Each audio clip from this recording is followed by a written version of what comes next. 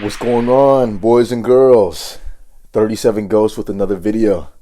And in today's video, we're going to take a break from talking about my past relationship. We're going to take a break from talking about the different versions of myself. Well, not too much. I think that's a theme for this channel, analyzing myself and analyzing others.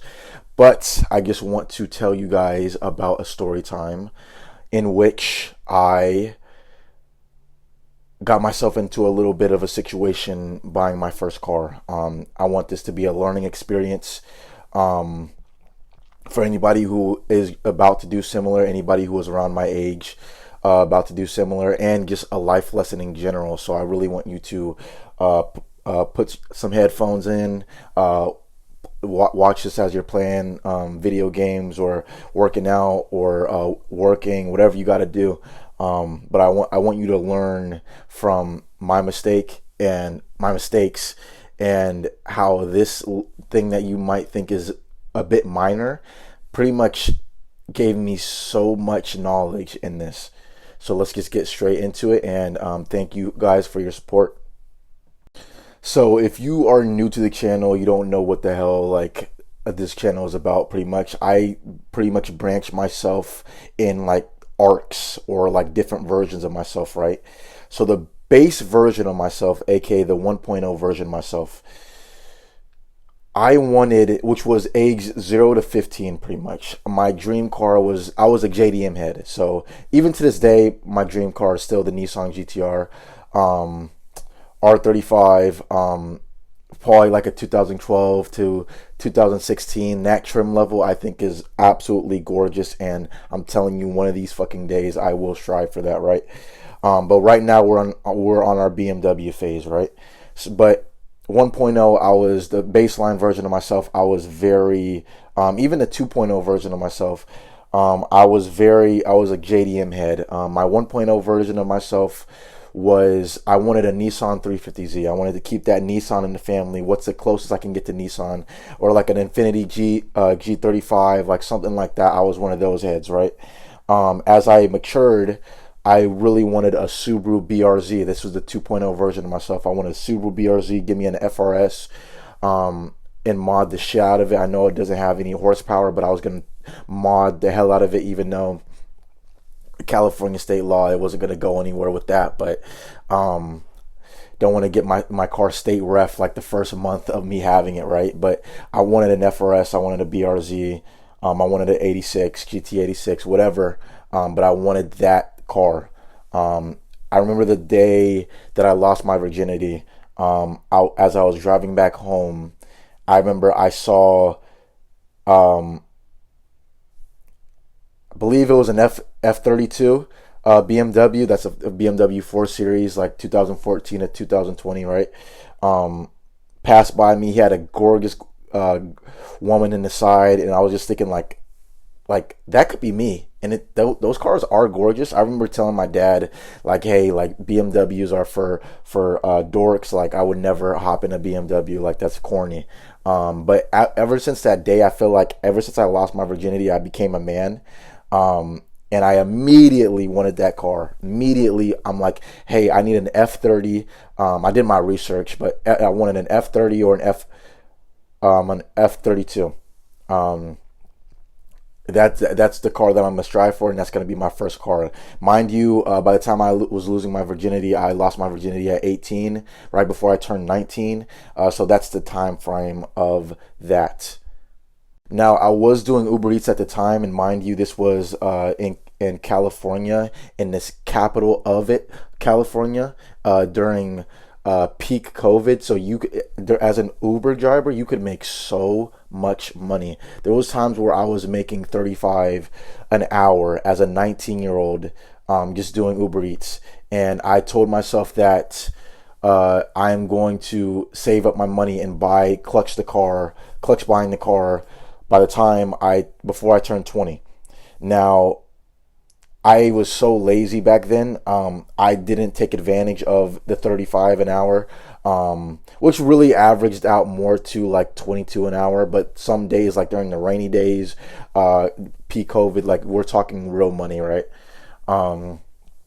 I didn't abuse that, so I was only making enough money to get by paycheck to paycheck. No good. Was not able to save enough, and I became 20. And I remember when I turned 20, I just felt like a failure. I felt like I didn't experience the teen love that I really wanted. I didn't experience the dream car that I wanted as a 19-year-old. I didn't do any of the stuff that when as a teenager that I dreamed of. I remember when I was 13 and when I became a teenager, I was like, bro, it's gonna be so fun. Like, I'm gonna be going to car meets with my boys when we get licenses. I'm gonna be getting girls instead of kissing. I'm gonna be start smashing. Like, I'm gonna get these gorgeous women. I'm gonna go to college. I'm gonna go to parties. Like, it's gonna be all fun. And I'm not gonna say I didn't have a glimpse of that because I 1000% did, but it was the 2.0 version of myself. How I describe myself is the glimpse. Like, I got a taste of it. Yes, I was able to have sex. Yes, I was able to kiss my crush. Yes, I was able to go to parties, but I never felt like I was. I felt like I was invisible, and it was the glimpse. It wasn't me actually watching the movie. It was me watching the preview of the movie, right? I was hard on myself when I turned 20, but then I realized your mind is fully formed at 25. So pretty much I get like a redo. And that's why I'm so hard on myself to become the better version of myself, because I don't want to meet that same amount of failure by the time I turn 25, and then thinking I have to redo it by 30. Then I don't want my whole life to be like, I wish this was more, you know. And I'm 22. I'm going to turn 23 very soon. I don't want my life to continue to be like I have a vision in my head that I know is very possible, but I can't implement it. You get what I'm saying? So I got a job at this tire place. I started saving up my money, and by the time I didn't like the job, but at the time I was able to save enough money for a down payment. And realistically, it wasn't enough. I only had like $2,000 saved, and the fact that I was gonna put it down on a F30 BMW is kind of insane. If you have no backup money, you just have that $2,000. So that's when I bought the car. And luckily, I got saved in so many different ways, right? But I ended up buying the car right before I turned 21. So it was a dealership in Sacramento County. I wasn't living in the area at the time, and I was close enough to drive over there to look at what they had. Now, this dealership, one of these days, I'm definitely gonna list out the name of the dealership. I'm thinking about keeping my license plate, like, you know how it says the license plate of the dealership. Sometimes I'm gonna put like a sticker saying "Don't buy here" just for comedic value, right? But it was a dealership in Sacramento County. It was like luxury cars only, even though they had multiple cars. They even had a Lamborghini. On the page, it said it was a white F30. It had 40K miles on it. It was so gorgeous. 40K miles on it. One previous owner. Like, that's like exactly what I was going for. $20,000. And I got pre-approved by my bank. So I pretty much headed over there. No experience. I didn't want to tell my family because my family, they like to push things down. Like, when I want things, they like to suppress me. I noticed that my friends and my family do this, right? It's slight. I know they want. I couldn't say they want what's best for me.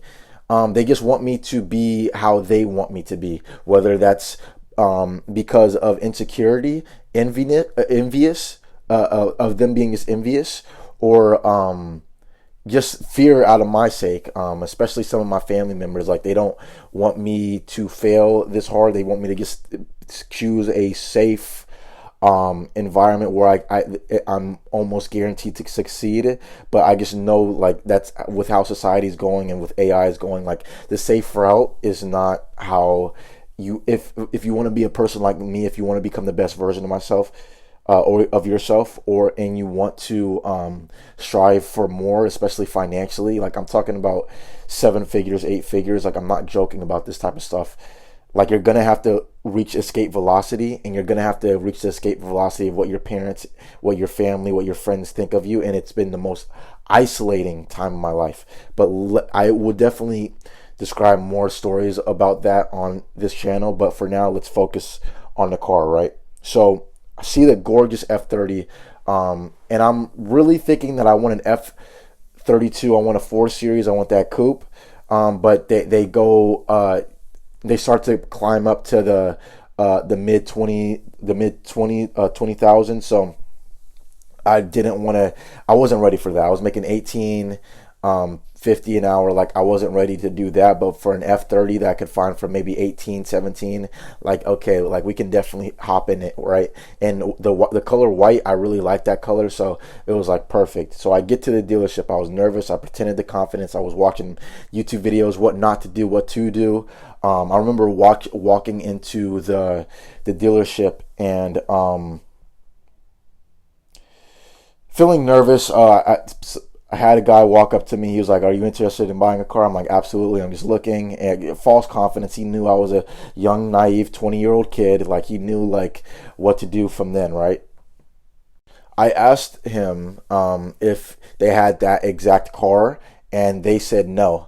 That was the biggest red flag. That car was already sold, but they had it still posted on their website. But they said, we have a huge amount of F30s, F32s that you can choose from if you want it. So they had a big selection of it, right? And I remember just walking past it, and I looked at this car. It was this navy blue F30. It had 65K miles on it, going for 18,000. Now, the original car that I got approved for was 20,000. So I'm like, I could do this. It had a slight dent on the side, and it wasn't perfect. As I hopped in the car, I don't know what gravitated me towards just that one. I hopped in the car. I pressed the start button, and it choked. Like, it was like. Like, so there was definitely battery issues, definitely underlying issues that I could obviously tell, but I kept it suppressed, and I actually ended up taking it for a test drive. I drove it, put it in sports mode. I did, naively enough, I did put it in sports mode, and I drove it around. And I noticed as I was accelerating that it would make a sound. And I thought that was the fucking turbo, my naive ass, right? And mind you, I'm going to tell you what that was later. But I thought it was a turbo. I thought, hey, maybe it makes a different noise. I was excited. I'm thinking, like, hey, a car doesn't have to be perfect. They are BMWs. I heard they're not reliable. And whatever it takes for me to fix up this car, I will do so.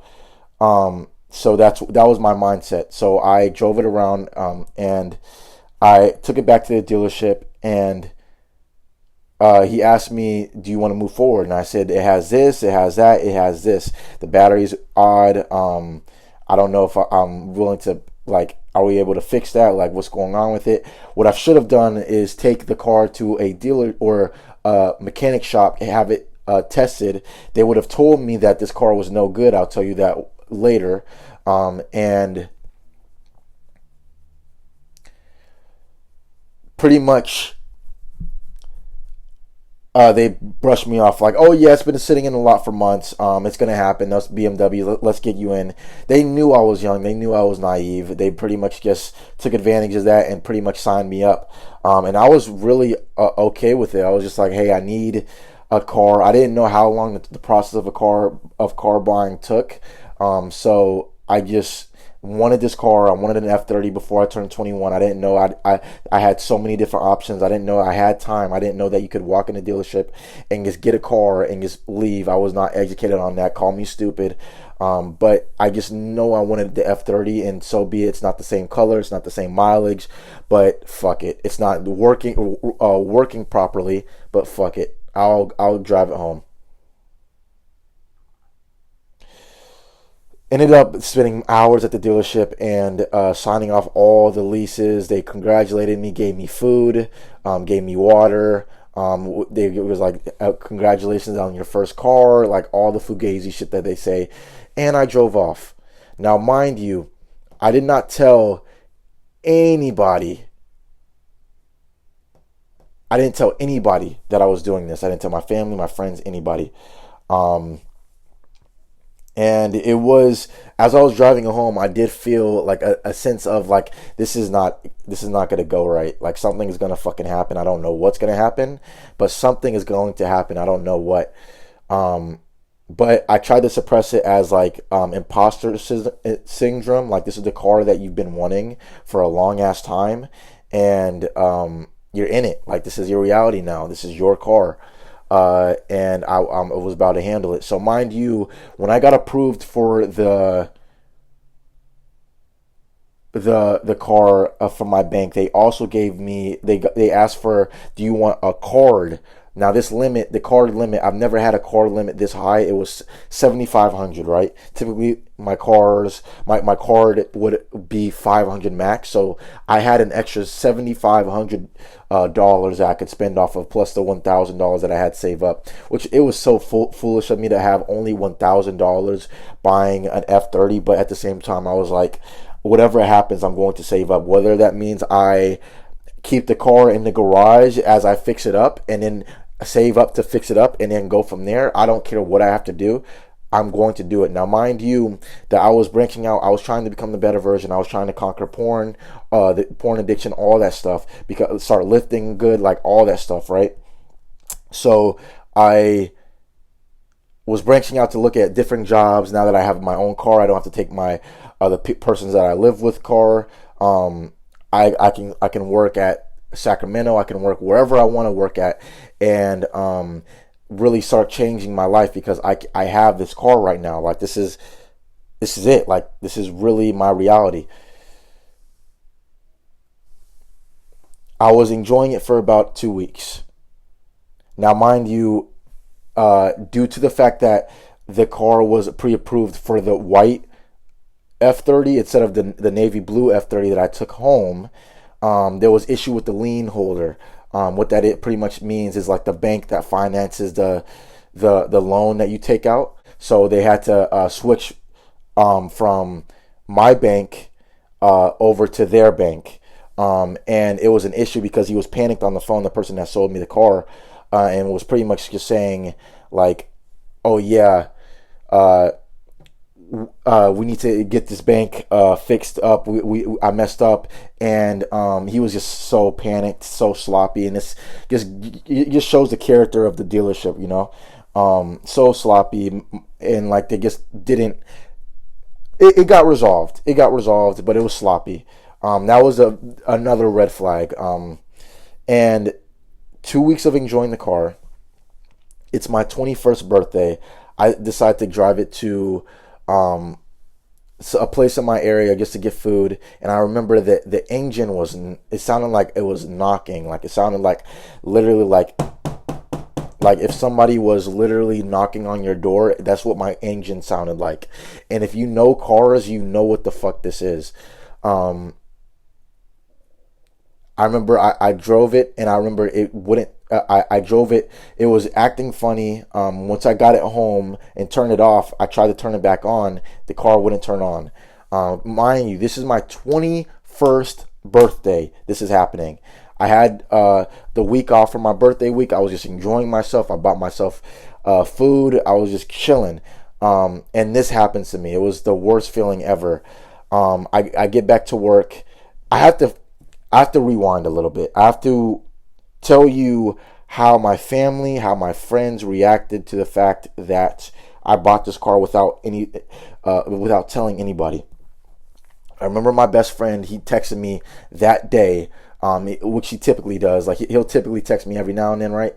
He texted me, and he was like, hey bro, hey, what's going on? I just wanted to check up on you. And I just pretty much just sent him, I just bought a new car, and showed him the Beamer. I just showed him pretty much everything, right? Showed him the BMW, showed him the inside and outside, and he just sent me a photo of it, his jaw dropping, like he was just so proud of me and so happy for me.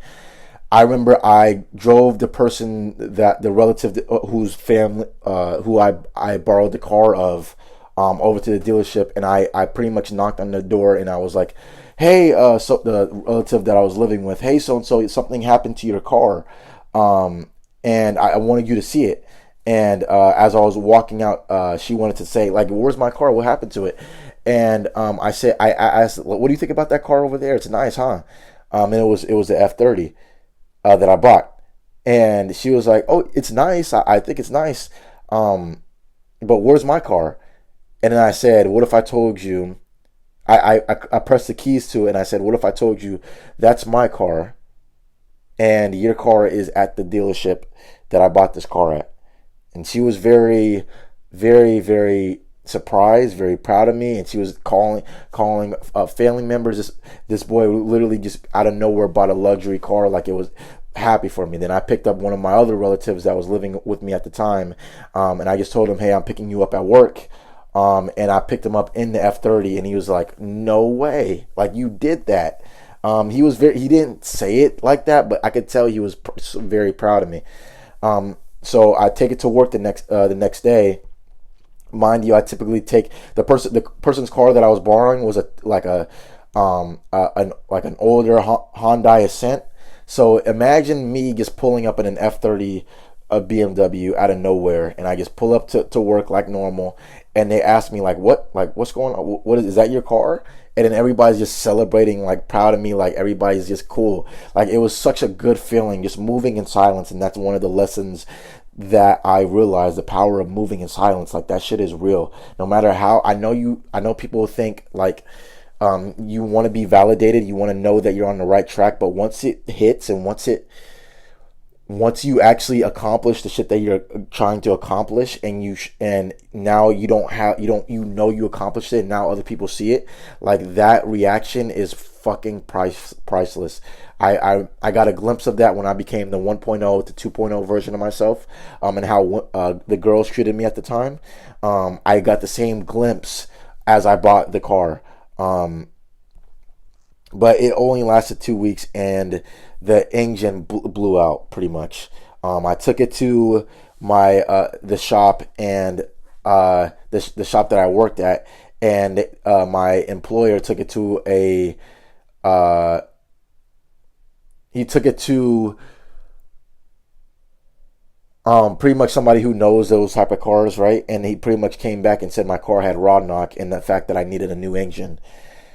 A new engine at that early of a stage would have been fucked for me financially, even though I had the 7,500 there. Like it still wouldn't cover that cost. So you'd be better off selling the car than trying to fix that shit up. So the only way that I could fix it would be to go back to the dealership and try to work something out.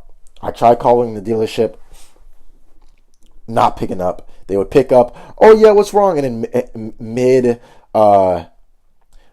conversation, like they would hang up. Once they realized it was my number calling, they wouldn't pick up the phone, and I was just absolutely lost. Like I didn't know what the fuck to do, and I ended up taking it to the dealership, towing it to the dealership right before they closed, and pretty much saying like,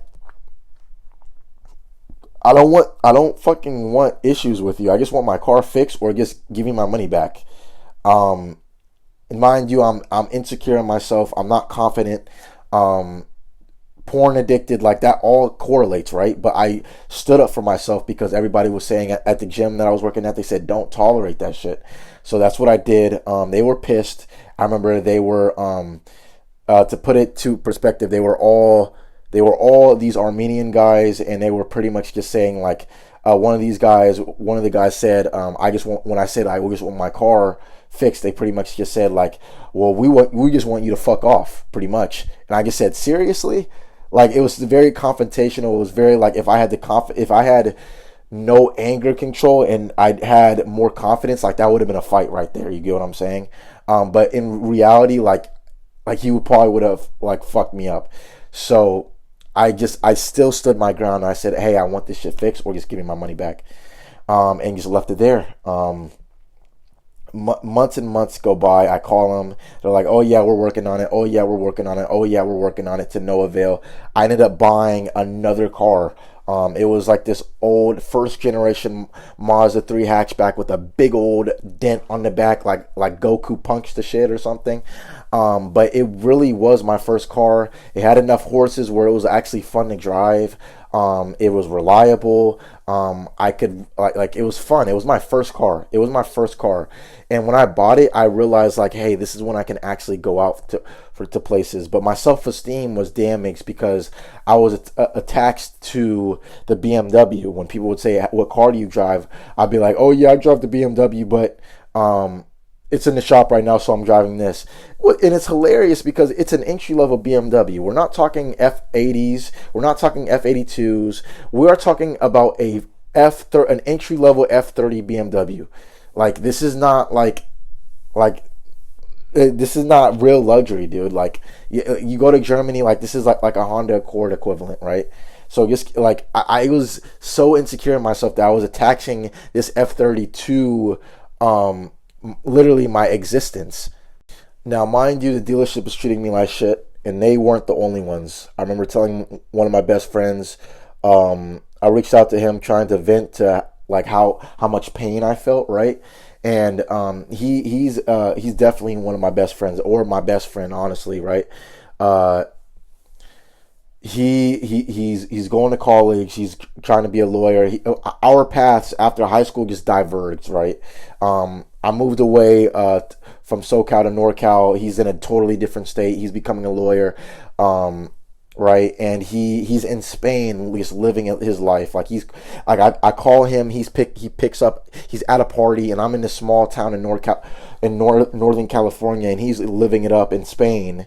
And I'm trying to voice, the car is broken down, it's in the rain, and he's like, oh yeah, it's sunny side up over here, it's spring, like the women out here are gorgeous, like I'm gonna take you one of these days. And I just felt so fucking defeated. My family members went from supportive to just flipping to like, you shouldn't have bought that car. What were you thinking? You need to take that car back. You weren't ready for that shit. Like, if you know that I'm like, the pain, you have to understand I'm a 21-year-old man who decided to work his ass off for years and buy something nice and it folds. Like, you have to understand the pain. Like, at least be sympathetic. But no, they were bashing me. You don't deserve this car. You shouldn't have bought this car. What were you thinking? The people that I worked with were saying the same thing, even rougher. Like, you're a fucking idiot. What were you thinking? You don't deserve that car. You should have bought something lighter. Like, you're stupid. Like, what the fuck were you thinking? And that shit really hurt. Like, it showed their true colors. Like, what the actual fuck are you talking about? It was I would honestly say, I've been homeless. I've been through porn addiction. I've been rejected. I've been all this shit. Like, I've been through a lot. And you will know this with this YouTube channel, right? And this is what this YouTube channel is for. I'm not saying that I'm a Palestinian that's getting bombed. I'm not saying that I am in a war zone right now, but this is my war zone. Just like Joe Rogan says, the worst thing that's ever happened to you is the worst thing that's ever happened to you. Like, when Nicolette Gray was crying on Dr. Phil, talking about you're gonna reduce my weekly allowance from like $2,000 to $1,000, and she started crying, and the audience just didn't understand. Like, that's the equivalent of you losing your income. You get what I'm saying? It's the worst thing that's ever happened to her, and you have to you have to equal that to your existence. People don't do this often because they think like you're a spoiled brat. Like, what the fuck are you talking about? Your little allowance is my income monthly. Like, what the hell are you talking about? But you have to reference it at a point. It has to be the point of reference, and I think the majority of people can't do that. They just think like, oh yeah, Rich Craig, she's crying. But the worst thing that's ever happened to you is the worst thing that's ever happened to you. This was the worst thing that's ever happened to me. Really, honestly, it sent me down such a dark path. Like, it was just thinking like, how long am I going to work for my shit and like everything just fall apart? And I felt like God was almost punishing me for being for having like a porn addiction, or having lust issues, or having just sin issues. I was envious. I was prideful. Had anger issues. Like I felt like he was punishing me for all of that. Um, and I hated myself for it. And I just thought like the switch up was crazy. Now I'm thinking I can't trust fucking anybody, and I guess it really hurt me. It really damaged me. It really, really, really damaged me. I can't really emphasize that as much, but it really hurt my feelings, man. Now I go through months and months of turmoil. I remember one of my buddies at the gym was pretty much saying like, "Hey, uh, download this app. They give you pretty much good free, not free, but like you only have to pay like 100 a month for a lawyer. It's not like real legal services, but you can pretty much pay a lawyer to just send an email out to the dealership." And I did that a few times, and they actually budged. The dealership then saying, "Oh yeah, we have lawyers too, so don't worry about that," as a threat. But in the end, they actually swapped out the engine for a new engine, and they actually ended up giving me the car back. Mind you, I was thinking I was never gonna see that car again. Mind you, it's been 6 months since I turned um 21, so it broke down on my 21st birthday. I get it back 6 months in. I've been going to parties, I've been having fun, but I get the car back, and I realized that I wasn't spending like how I should be spending. I was never had that amount of money saved up. I had like 10K saved up if you add the limit on the card, and I was just blowing the shit like because I didn't expect me to get the F30 back. So when I get the F30 back, I have less than $1,000 in my bank account. Mind you, I bought the Mazda. Uh, I bought the Mazda for with the card. And it was like $3,000 that I paid for it. And I was just doing the dumbest shit, like investing in myself. Like I'd buy alkaline water only. That was like $50 worth of like eight cases of water, rich people water. Like I was that type of person. I was a fucking idiot. Mind you, I went to go see my boys down in SoCal. That cost $1,000. I guess they were out like a luxury hotel. Like it was just dumb spending, and I wasn't actually prepared to get the car back. And when I got the car back, like I told you, I had less than like $500 in my bank account, literally going paycheck to paycheck. And now I am under a severe amount of debt, to the point where before I bought the car, I was in like $500 worth of debt, like nothing crazy, to the point where by the time I'm 21 and a half, I have roughly a little less than 20 or $30,000 worth of debt, that the car loan plus me maxing out the card. Like I only have $500 worth of fucking money. So I am fucked, beyond fucked. So I get the car back, and I'm thinking like, oh shit, like I absolutely need to figure this out, because if I don't, like $30,000, like there's no fucking way I'm paying that back. Like at 18 an hour, like that's literally what I make in a year. Like I'm fucked. I'm fucked. And I was just really thinking about this, right? And mind you, the job was just getting worse and worse. There was a real problem with disrespect. And that's my biggest thing. Like I told you in the last video, that I wish I was better with communication, because I can never vocalize exactly how I feel, right? With life, how I felt at my living situation, how I felt at my workplace, how I felt with the girl that just broke up with me. I always felt like I was not respected. And mind you, I'm not delusional. Like I'm not asking for it to be my way or the highway. I know that a relationship is like a team. I know that work has its laws of the land, and you have to conform by that. I know that if I'm living at somebody else's place, it's not going to turn into my place magically, right? But I think I have a say. If I was paying rent at my family's place, right? And all I was asking is for just to not be bothered as much. Like, I would come home after an 8-hour shift just to be told to do an hour or two worth of chores when I got home.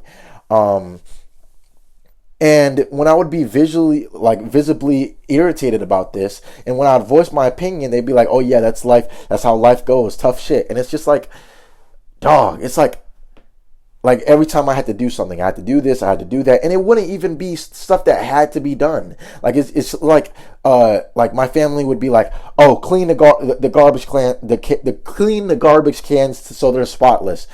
So you really want me to spend an hour cleaning a fucking garbage can? It's like shit like that. It's not stuff like stuff like, "Oh, you're an adult, you should be doing this." It'd be the most ridiculous shit like that you can think of, plus all the adult shit that you have to take care of, plus all the. My family would always ask, "When you gonna back to college? When you gonna do this? When you gonna do that?" And they never asked me why I struggled to do so. They don't know about the porn addiction. They don't know about my relationships. Like, they don't know anything. They don't know the pain that I'm going through, right? And they don't care because they, like I said, the worst thing that's ever happened to you is the worst thing that's ever happened to you. So they think because they've been through worse that I'm just being a baby. And that's why I never vocalized my opinion. And when I was 19 going through financial struggles, they really just did not care. And I'm going to do a entirely separate video on just that dynamic of how my family and friends treated me throughout the years and why I pretty much went ghost, aka 37 Ghost, the name of this channel, right? But with work, like I felt like, yes, I'm an employee, yes, I have to follow the rules, but as an employee, I feel like I have certain rights and certain voices that, and I'm not an entry level employee too, where it's like, hey, like, can we do things? Can we do this a certain way? Can you not talk to me a certain way instead of just commanding me to do stuff? Can you say it with a better tone? That's pretty much all I'm asking. Instead of expecting me to get done with a car within 5 minutes with every car, can you be a little bit more lenient? And it was always like, we have to do it from this standard. You have to, with my girlfriend, she broke up with me because I asked to. She was going to get a piercing, and I asked her to push it back because I felt uncomfortable with it, but she has her autonomy, right? So I have to respect that. But it's not me trying to control the situation and say, hey, like, it's either me or the piercing. It's like meeting in the halfway point. Hey, you want this piercing this week? I don't want the piercing at all. Can you push the piercing back just 1 month? And I see it as, if you respect that person, you would at least be able to hear that and be like, do I value the piercing more, or do I value staying in this relationship more? And if I was a different version of myself, or if I was her dream man, right? Like if I was Drake or whoever, right? And if that person was controlling, like, hey, like, I don't do girls with piercings. If you're dating me, it's either the piercing or whatever. I think she's more inclined to be like, okay, I'm not getting this piercing, or I'm at least going to push it back. But because I'm the bug guy, because I'm an exterminator, because I'm not the best, the most attractive, it's like, oh yes, I will stay with you, but you are going to, it's either my way, I'm going to do it like this, or the highway, like, get gone. And it definitely was a sticky situation because it is her autonomy. I 1000% agree to that. But it's like I felt like I never had a say in anything, and I felt like I was fucking invisible. So at work it just amplified, and I remember they just never held back. I could never command respect out of myself, and I towards the end of me working at this tire shop, right, there was a situation where I took a long lunch. Like, I took like a 2-hour lunch, bro. I told my employer that I was going to do so. I come back. It was for a haircut. And I come back. And everybody was clowning me. like, what the hell are you doing with that haircut? That haircut took 2 hours. What the fuck are you doing? Like, and it was my last straw. They don't know that I'm going through the porn addiction. They don't know that I feel like I'm invisible to women. I feel like I am a weak man. I just feel like a piece of shit. I feel like I have no voice. And I lost it. It's my first time I ever like crashed out. Like, I actually almost really crashed out. I was like, fuck everybody. Like, screw all of you. You guys are pieces of shit. Like, I'm fucking done with everybody. You guys disrespect me. Like, and I walked out. And I remember sitting in my car, just calling my friend. My friend was like, "Hey, you need to get the fuck out of that job." My dad was like, "You need to get out of that job too." And it was just like, I felt so defeated. I felt like they just bossed me around. They made fun of me. They clowned the shit out of me. Mind you, what made me crash out? It was 5 of my managers, not just normal employees, my managers. And as I was clocking out, they were like, "It took you that fucking long to get a haircut." They were all barking like little fucking chihuahuas. And I was just like, fuck all of you guys, bro. Like, what the fuck are, like, actually, like you guys are actually fucking doing this right now. Like, you guys are acting like children. You guys are in your 20s and 30s. What the actual fuck are you talking about my haircut for? I told my employer about the fact that I was gonna get this haircut. Stop stressing about it. Stop fucking worrying about it. And they were like, "Oh, don't come off as disrespectful, bro. You don't know who you talking to." It's just like, fuck all of you guys. All of you guys. Absolutely all of you guys. And I've never felt that defeated in my life, because they bitched me. They bitched me, and I had the backbone to stand up for myself. But if I stood up for myself even more, if I had the aura of somebody who was not to be fucked with in any scenario, when it came to women, when it came to living situations, when it came to work, like, this shit wouldn't have happened. So I always look within. I don't blame other people for how they treat me. I always look within. How can I better myself so that this shit does not happen anymore? Because if I went to the black pill, the one thing I noticed about the black pill is they fight for their limitations. Once you go black pill, it's like you can't win. It's like, oh yeah, I'm a loser at work. Oh yeah, I'm a loser with my girlfriend. I'm a loser at every realm of possibility, and I just pretty much have to take it because I'm that type of man. And I refuse, because I know I can do better. I know I can do better. There goes another video on why I am like this, right? I told myself that I was going to reinvent myself 1,000,000,000%. And I remember one of the guys, he was much younger than me. He was 3 years younger than me. He just turned 18. As soon as he just turned 18, he left the tire shop. And I remember he came back just to visit us. And I asked him, because I would make fun of him because he was a chubby kid. I remember he clowned the fuck out of me one of these days, and I actually shut my fucking mouth. Right, 3 years younger than me, he fucking clowned the shit out of me. Right, 17-year-old kid clowned a 20-year-old. Right. But I apologized to him. I was like, "Hey, I was being a fucking jackass. Like, the environment of this fucking shop. Like, I don't like the fact that I was even associated with that. And I'm proud of you, that the fact that you clowned me back. You stood up for yourself, and yeah, you're doing much better. And I want to ask you, like, how did you do better?" And he told me, like, straight up, like, "You are so much better than this job. And I know this. I had to put you in check because you were acting a fool, but there are so many jobs out there." Mind you, I kind of got thrusted into the workforce. As soon as I turned 18, the people that I was living with pretty much commanded the fact that I needed a job. I've never had a job before. I wanted to focus on college 100%, but they were like, "No, get a job part-time." Ever since then, it's been out of whack with the porn addiction, COVID. I guess everything just fell apart. And it honestly, really, I'm just now getting back onto track with my life, pretty much. Just now, 2025, and all that shit started happening in 2020, which is crazy, right?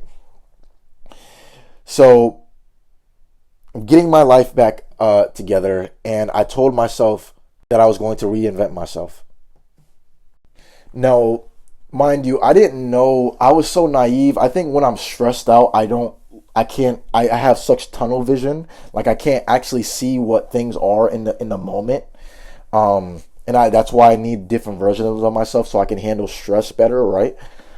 But the worst part about this is I realized that, like, why am I being paid 18 an hour when there's so many other jobs? And that's what that kid told me. He was like, bro, like I did an internship at this airplane place, and now I'm making 45 an hour.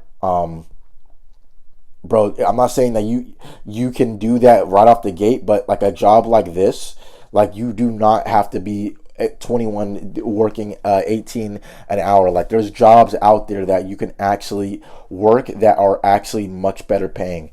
And when I did the research on it, I just pretty much I took a break. I told my employer, "Hey, I need 2 weeks off," and he actually approved it. Funny enough, and at that time, I just applied for jobs. I applied for a bunch of jobs, and I actually got a job out of nowhere as an exterminator, and doubled my income completely.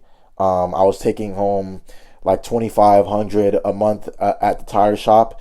I went from working as an exterminator to like 5 to 6 grand a month, and it was just totally fucking life changing, right? And the car that I was worried that they just gave me an engine to just shut the fuck up, the dealership, but the engine actually lasts to this day. They ended up actually paying me for some of the monthly payments. They gave me like $1,000, which I absolutely needed during that 2 week break because I was paycheck to paycheck. So that just tells you how broke I was, right?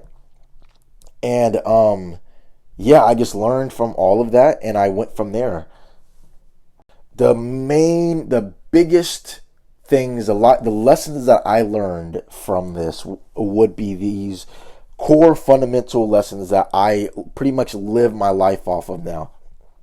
Do not choose the first option when it comes to women, when it comes to cars, when it comes to whatever you want. Do not choose the first option because there is always better out there. There was a different F30 out there that could have worked perfectly, that I could have afforded, that was lower in price, that I could have handled much better. But because of my narrow-minded mindset and the fact that I thought I needed to hurry the fuck up and buy a car, I ended up with something completely different. Just with my first girlfriend, I didn't really find this woman attractive, but hey, let me. She's the first woman that talked to me in 3.5 years and actually give me a chance. So maybe I should just choose her, even though I was texting like 4 other girls. That it could have worked out with them, and I cut off me being social completely. I pretty much kept all my eggs in one basket, and it backfired like fucking crazy, and now I'm heartbroken. So do not choose the first option. And now I realize, like, no matter how deep you want it, no matter how bad you want it, don't choose the first option. I got approved for a bunch of apartments, a bunch of luxury, gorgeous apartments, but are those the best apartments? I've found a job that I like, but is that the best job for me? Be realistic, but just know, don't choose the first option because there is always better out there. But be realistic. Don't be like, I'm gonna keep dodging all my options until I'm making $1 million a year. No, but if you can sense that there's something better out there, bro, go for it. When red flags appear, do not ignore them. This comes into any aspect of life. When it comes to relationships, when it comes to uh, just work, just life. If you notice a red flag, note it and decide if you want to move forward with that decision. This is something that I wish I knew with my girlfriend, with my past jobs. Like, are you willing to tolerate this? And if you aren't, don't get too invested in it because you will be hurt at the end of the day. So realize the red flags and everything and take it to note. I realized the red flags the first day I bought the BMW. I realized the red flags and how they treated me when they were like, "Oh, brush it up." They brushed it off and like, "Oh, yo, no, it's fine, perfect, don't worry about it." Yeah, do not ignore the red flags. Always educate yourself. Now, typically when buying a car, you should have a dad that's like teaching you the way on what to do. But unfortunately, I did not have that. Just do the research. Whatever you're going through, whatever you're going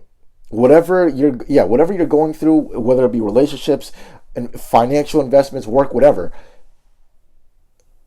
Educate yourself on how to approach certain situations, because there will be situations. Just educate yourself on what this is. If I educated myself and knew to take that car to the dealership, if I educated myself and knew that I should save up much more money before I knew I could afford this, if I, like so many things, right? Then this situation would have been so much less than what it was. And it wouldn't even have happened, honestly. Always move in silence as well.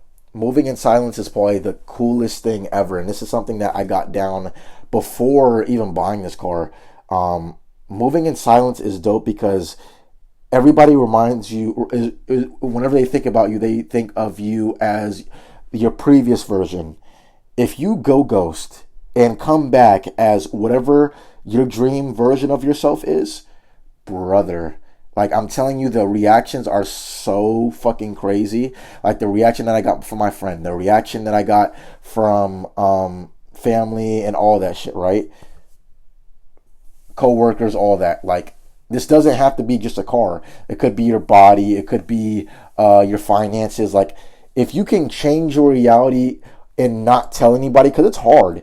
Humans like to just conversate. Humans like to be like, I'm gonna do this, I'm gonna do that. One thing that's crazy is that your subconscious, after you say these words and you get the reactions of people, your subconscious already thinks you did it. So you have less motivation to do so. This is why you should never tell anybody your New Year's resolutions. You should never tell anybody anything, what you're doing. If people ask, just pretty much give them a fake answer or a kind of foggy answer, like, hey, like, yeah, I'm just working on things. Like they don't know what that is, or just if you want to be a straight up demon and lie, be like, oh yeah, I'm working at McDonald's. Like my ex would love if she just randomly appeared and she asked me how I was doing. Like she wants to be in the right 100%. She wants to be like, oh yeah, like it's his loss, not mine. And if I just tell her like, oh yeah, I'm working at McDonald's, I'm a loser, I miss you, she's gonna be like, oh yeah, I don't regret this decision. But if I come back as 37 Ghost and upgrade from beyond 37 Ghost, which I would say 37 Ghost is my 3.0 version of myself, and what is beyond is what this YouTube channel will become. And out of nowhere, I go from a guy who was in her eyes and everybody else's eyes. And I do this for me, mind you. I'm not doing this to win her back or do any of that stuff, right?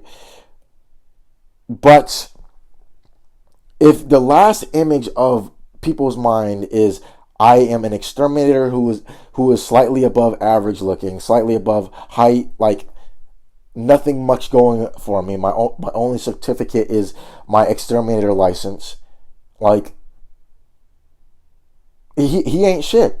But if I come back from a year, and let's say this YouTube channel absolutely pops off and I get a different paying job and now I'm making bands, I have an F82, a nice apartment, and I have my dream body, and now I have clout, and I come back out of nowhere, bro, like their jaw is going to fucking drop. But remind yourself that this is for you. This is not for them. That whatever their reactions are is a byproduct of how great you are going to become. You can absolutely do it. Know who you surround yourself with. The fact that my family, my friends just switched on me like fucking crazy, made fun of me at my worst moments, like they were just so happy, and now they flipped night and day to the point where it's like they were my biggest enemies. It's just like, know who you're telling, and make sure the people that you attract into your life as you level up, you have to vet them first. You can't just be like, oh yeah, he's my friend. No, you have to know that this person is going to be there with you even when you're at your lowest. And I had to literally, I have no fucking friends because of this. I have no friends. I moved out to a different city. I don't talk to my family as much. Like I am just completely disassociated with that because I know who they are. I know their true colors. And that's something that I can never forget. So just know who your family, your friends are, and create the circle that you want to become and who you want with around you. Because I'm telling you right now, people will be fugazi as fuck to you when you become great.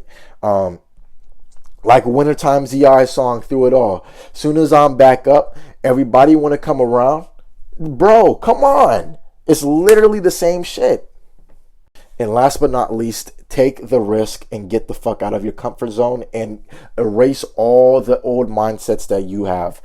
This was a risk. Your first car with the amount of money that I had, like this could have been so much worse. I could have got the car repossessed. I could have so much shit could have happened. But this car indirectly had me strive for more. What do I mean? If I stayed stagnant, I would just be still at the tire shop or something else, relatively, right? But because I told myself that I'm not losing this car, because I told myself that I want to move out, it was just the beginning of it. I wanted a car and I wanted to move out. That was the beginning of it. I told myself I wasn't going to lose the car, and I told myself when I move out, I'm going to figure it out. To the point where I doubled my fucking income. From 2023 to 2024, I doubled my income. And 2025, I am shooting for a six-figure year. With all this entrepreneurial and me switching jobs, bro, I am shooting for six figures. Now, I'm not telling you this because, oh yeah, I want the validation. I might not make it, but damn well I'm gonna fucking shoot for it, 1,000,000,000%. So get out of your comfort zone. You will blossom afterwards. The fact that as soon as I moved out, I started gravitating women and started having sex again and started going to parties and like starting being noticed and got a new job. It's like, it's only been 2.5 months since all of this shit has happened. And I already started the YouTube channel, bro. Like, that's crazy. It's already been that fast. And my life has 180 completely. Like, this is, imagine a year from now. Imagine 2 years from now. I'm about to turn 23. Like, imagine when I'm 25. When I just turned 25, all the shit that's going to happen because I got out of my comfort zone. And this is what this YouTube channel is about, to document every single part of the fucking journey. So, with that being said, I'm going to end the video off here. I hope you guys enjoyed the video. I thought this video was going to be a 20-minute long video. But yeah, I just really poured my heart out. And I want you guys to, if you guys like the video, please subscribe. Let me know if you guys want anything more added to the video, or what you guys want to see more, what you guys want to learn from me. But instead, I'm just going to post out my life, post out who I am. I'm going to remain anonymous for now, but eventually I'm definitely going to show my face and get to know you guys even more and just document the process. But with that being said, 37 Ghost out, stay blessed, and I'll see you guys in the next video. Later.